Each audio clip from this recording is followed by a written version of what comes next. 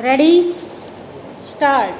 Further, factum of accident has also been admitted by R2W1 Vinod Kumar bracket start owner oblique respondent number 2 bracket closed in his testimony stop.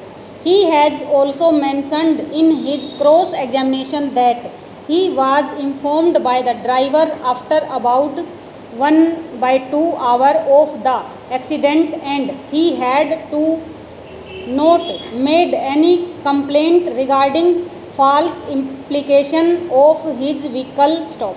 He also mentioned that driver had informed him that 2 persons were injured in the accident stop. It is further observed that technical inspection report exhibit PW 4/D also makes it clear that left side of the bumper of the offending vehicle got scratch in the accident stop. It is also not disputed that offending truck had hit the motorcycle from backside stop. Though, it has been alleged by respondent number 1 and 2 that the accident had happened due to rash and negligent driving of the motorcycle, but it has not been explained as to how the motorcycle was responsible for accident stop.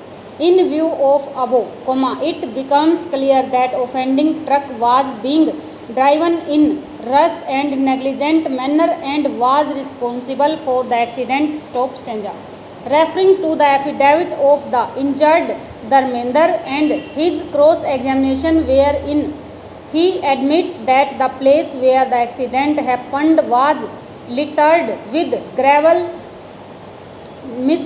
Raman, the learned counsel for the appellant, submit that it is therefore, possible that the injured had fallen skidded on the gravel as a result of his driving at a high speed and thus injured himself grievously stop.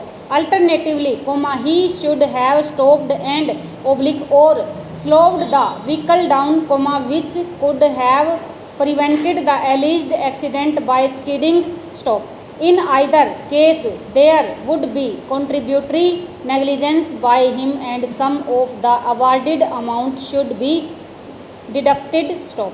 The said argument is untenable because gravel could be of any size, it does not necessarily mean that the person should stop his vehicle or that motorcycle can be driven on gravel stop stanza. What was the size of the gravel, how far or how loosely it was littered stop. Was it so dangerous that the rider should have slowed down entirely stop.